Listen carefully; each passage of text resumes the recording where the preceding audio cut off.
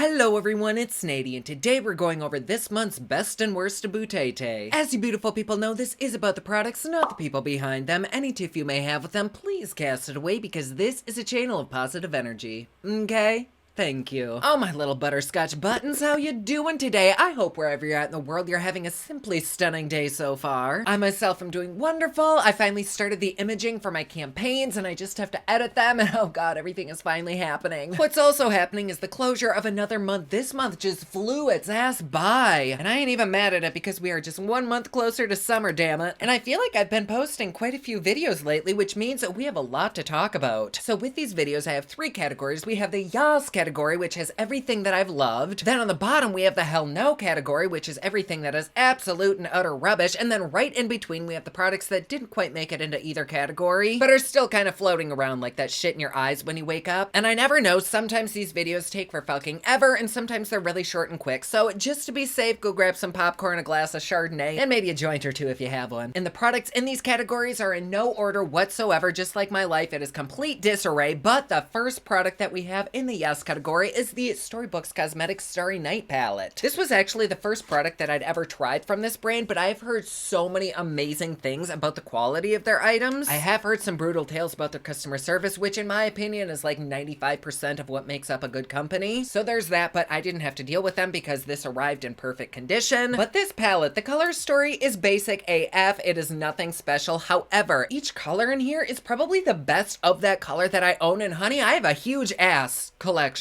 I don't have an ass, but I do have a big ass collection. But getting butt is a 2021 goal. Anyways, this orange has a magnificent goldish shift to it. It's so pretty. Like, all the shades in here are keepers. I think my least favorite is this one right here, which is covered up because it does kind of want to fly everywhere. But still, everything about this palette is divine. It even has a little drawer for your prophylactics. The packaging is spot on. Like, this is just very, very good quality. You can tell that they put a lot of blood, sweat, semen, and tears into this thing. Wait, either way, the quality is bangable. Then the next product in the Yas category, I'm gonna be real, it isn't a product that I absolutely love. However, I still like it enough to not put it in the meh category, and that is the Fenty Pro Filter Powder Foundation. The thing about powder foundations is that these bitches work differently with everyone, and so the way that I applied it isn't gonna be the way that other people apply it, and so the comments were filled with suggestions on different ways that I could apply this, and I definitely tried it several different ways, and I found that for me personally, this is actually best applied with the cheap little sponge that this comes with. I hate the thing, but it does the job. It's just like a little flimsy piece of tissue sponge. See this thing right here? I have deli meat sliced thicker than that. But when I don't wear any other makeup, like no concealer, no cream blush, no highlighter, no anything, but I just wear this, I love the way that it looks. It doesn't offer me a ton of coverage. It's nothing that I'd wear like if I were going glam. It just gives my skin a little bit of a healthier appearance, like I'm drinking enough water, getting enough sleep, taking vitamins, most of which I do, but on the days that I don't, I pull this baby out. And I'm not saying you couldn't get higher coverage with this, but on my skin, it just kind of starts to look cakey. So in order for me to actually love this, minimal is the way to go, and I do like it. And this was actually a very short love list. I only have one more item, or it's more so a brand, I guess. And that is Hank and Henry, just like as a fucking whole. They are such a good brand. I am always talking about their brushes. They're the white ones that I use all the time on my channel. They just came out with new ones, and they're so divine. Like, if you are a professional, a beginner, any kind of makeup person, you would love these brushes. They are a little bit pricey, but this is one of the only brush brands that I'm actually okay with their price because they're really, really worth it. I also love their eyeliner so fucking much. Like, their Blickety Black is to die for. It's so fucking precise. It's like a damn calligraphy pen, and like the pigment is beyond. Oh my god, and their mascara, it's double-ended. It's so fucking good. They have a tiny end for your lower lash and then a big one for your uppers. Oh, shit on me. Please comment down below if you'd like me to do like a full face using one brand and I can do it with their brand, because I do have like everything from them. And then they did just send me their cherry mattes, which not a lot of them are actually like cherry colored, so I'm confused about the name. They did switch up their components, which I'm not gonna lie, I'm kind of happy about, because their old doe foots just never worked for my lips. Like, it didn't pick enough product up, but this one is like a fucking concealer brush. You can totally cover your whole lips with this thing. But these are the new colors. They do have a few reds. They have a really pretty like brownish red in here that I'm instantly drawn towards, but a lot of these are kind of on like the brownish orangey side, which I am not mad about. Yesterday, I did wear one of these and it is so comfortable on the lips. I have no clue how the fuck much these are, but these dry down like there's nothing on your lips. They look matte, and in order to get these off, you actually have to go in with like an oil and keep it on your lips. Otherwise, it's not going anywhere, but they are a fantastic indie company. 10 out of 10 recommend them. I don't have a code or anything. I'm not here to sell you anything, but if you do want new shit, definitely check them out because you will not regret it. And now onto our matte category. We're gonna start that off with the L'Oreal Paradise. I don't even know what the fuck this is. Tinted moisturizer? First of all, I didn't know L'Oreal had so much shit around it. Apparently they're not cruelty free, which like, I don't even fucking understand why. Not to mention, this product, even though it's supposed to be rosy, made me look orange as shit. They don't have many shades to choose from with this product, which I do understand because it blends out to be so sheer, and so one shade honestly could work for like 3 or 4 different skins, yet I still couldn't find one that matched me, and I did make sure to order rosy undertones, and still I ended up looking like a moldy old carrot. However, the color aside, it actually did look very, very pretty on my skin for a little while, and so if I could find my correct shade, this would be something that I'd wear like if I have to go to the grocery store and just want a little more coverage. And if you can truly find your shade, you can build this up to be a really pretty foundation. But then I think this was around $17, which is a big fuck no, because in order to turn this into a foundation, you have to use like a tablespoon of this. So it really isn't worth it. I would much rather spend my pennies on something that's 1, cruelty free, 2, actually matches my skin, and 3, actually has coverage. The only reason it's not my hell no category was because it did look very pretty on my skin. Like it just sunk in and looked very natural. Next up, we have pretty much the entire new Rare Beauté collection. And I still have this in the box because I'm still deciding what out of this I want to keep and what I want to return. I do think the blushes in this collection are very, very pretty for bare skin. I wouldn't put it over any kind of foundation or concealer. When I did that, after just a few hours, it completely melted off everything and you could just see a line of where foundation would start on the rest of my face. It just was not sexy or cute. And I totally understand the aspect of business, like the more products you come out with, the more people will buy. However, you can totally use this blush on the eyes, on the lips, on the face, and it kind of makes things like this lip gloss or this eyeshadow a little bit unnecessary, especially when their wear time all seems to be pretty much the same, which is not very long at all. I think I maxed out at like maybe 2 or 3 hours, and then I couldn't really see anything on my skin. Since initially reviewing these, I have tried everything a few different ways, and still I only get a couple hours wear time with it. So I like it because it's very, very pretty for a natural, no makeup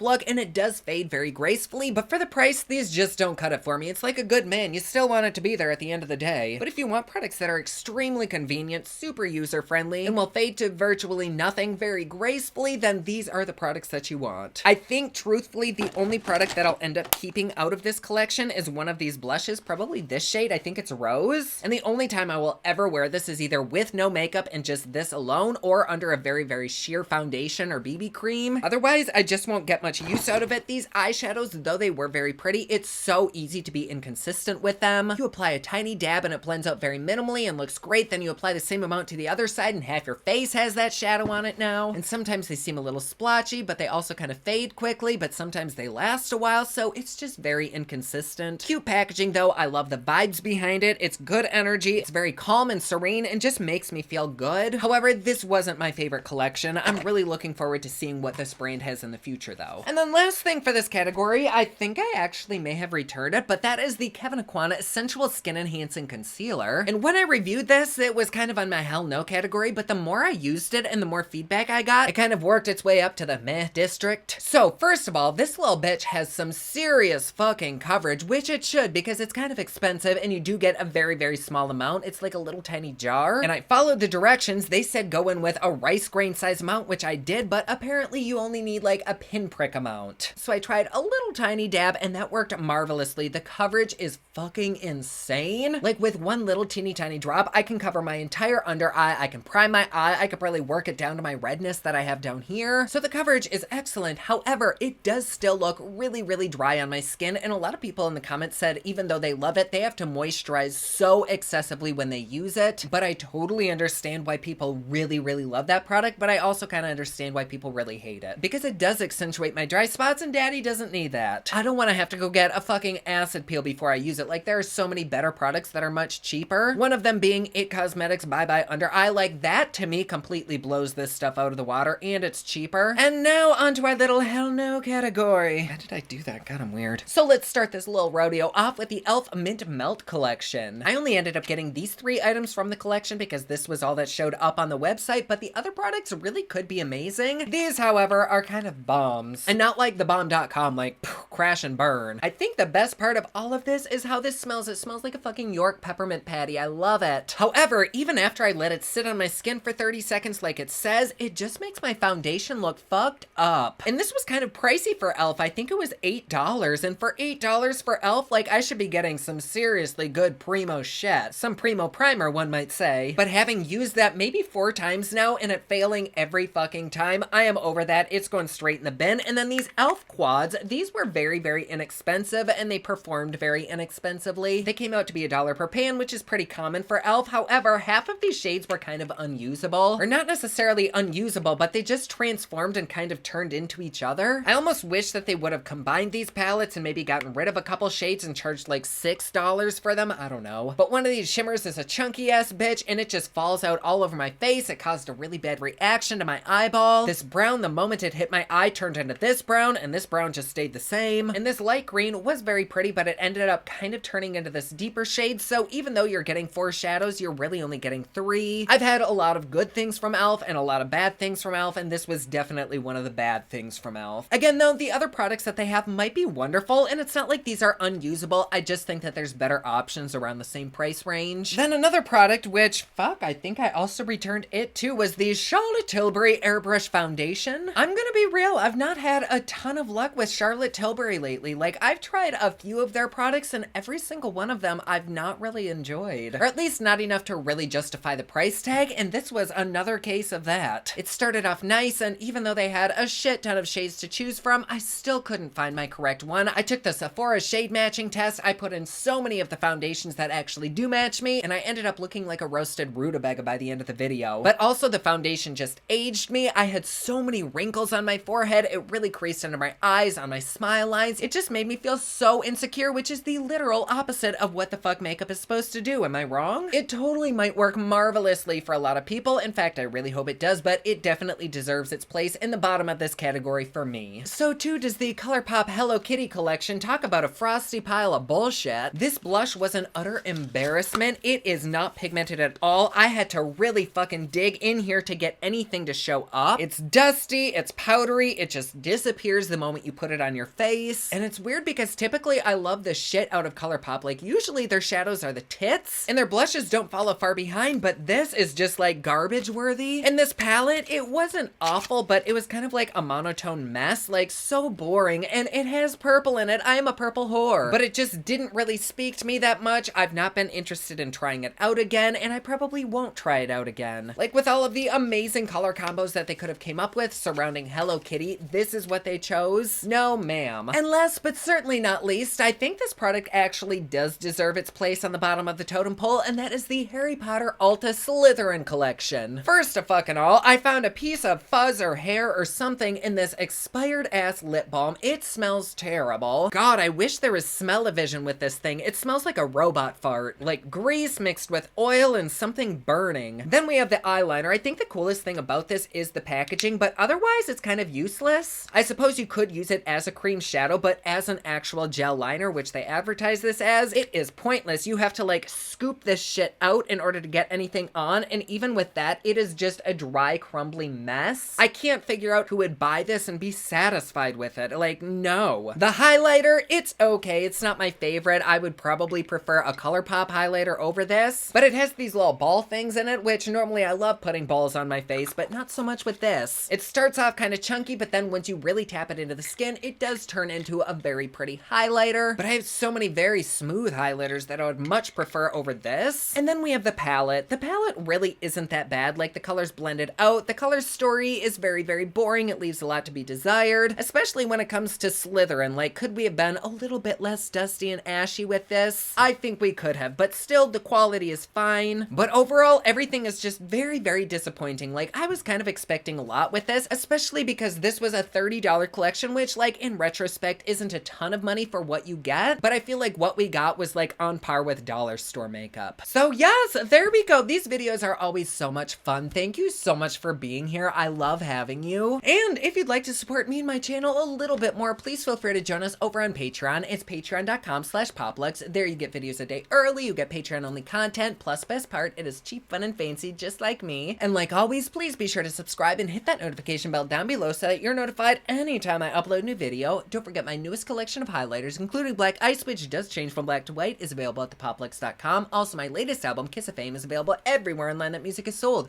Thank you so much to everyone who's supporting them. Comment down below, let me know what you thought of this video. Don't forget to like and subscribe. You can follow me on Snapchat, Instagram, and Twitter at officialnady, and you can follow me online at thepoplux.com. Thank you so much for watching. I love you all, and I will see you again soon. Bye!